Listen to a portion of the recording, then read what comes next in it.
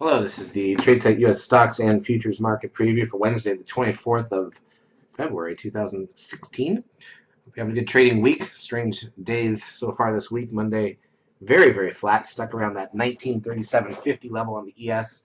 Couldn't shake it at all. It was about as flatlined as you could get. Led to a 3-point value area on the ES today. That's about as small as I've ever seen that. And then the first 30 minutes of Tuesday were just about as flat as could be as well. Finally started to sell off after the consumer confidence number. We'll talk about the gap fills and everything that came into play. Here's a look at the ES front month futures contract daily chart. Still basically sitting where we've been the last couple of days. Nothing new to point out specifically there. All right, crude oil inventories. Crude oil dropped $1.55 to $31.85 again, coming back down after a push back off of that 27 level that it saw last week. Gold was up $15.30. So decent move for gold there. All right, the S&P cash index down 24.23, breaking the lows of Monday. NDX down 68.73, coming back. This one filled the gap that it had put up for Monday. Remember, we still have a couple gaps up from last week that never filled. Last week was a gappy week, strangely. SOX down 10. That's not much for the SOX. Biotech's down 66. That's still inside the last 4 or 5 days range. VIX back up $1.80 to 20.98. The trend up the trend closed at 1.86. So just like we were starting to get those low readings and a low 10-day moving average on the trend now, boom, that's a big reading. And actually, 3 of the last 4 days have been above 1.50, which is high, which means that 10-day moving average is probably going to be safe above the 0.85 level for a while. Remember, if it goes under 0.85, that's the problem.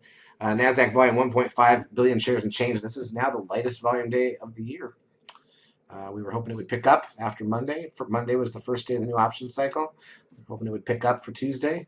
It has not. So out of the blue, volume was sucked out of the market for whatever reason.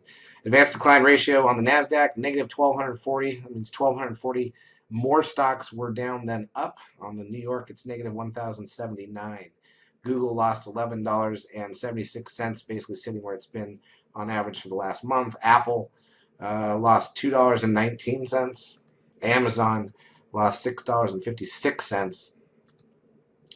Netflix lost $2.81.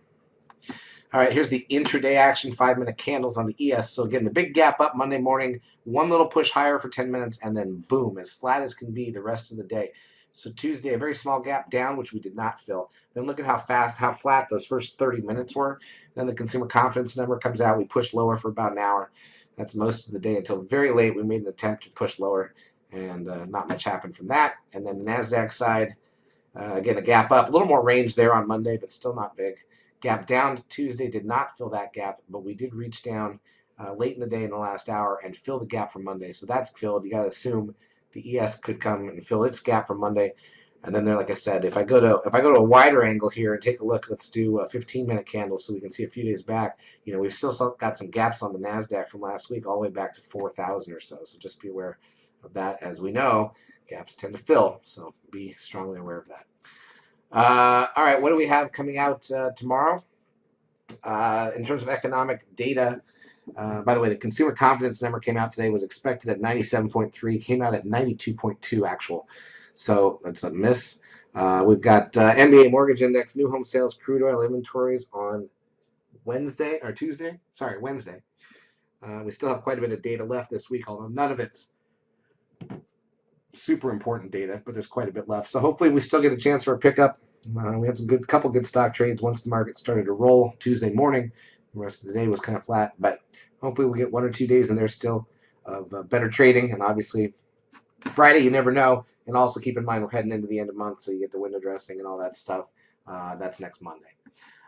Charts as usual brought to you by eSignal 12. If you've not yet taken a trial of our services, feel free to do so. We can help you out for a couple weeks. And if you do find these videos useful, please like them on YouTube. It does help us out. Have a great trading Wednesday.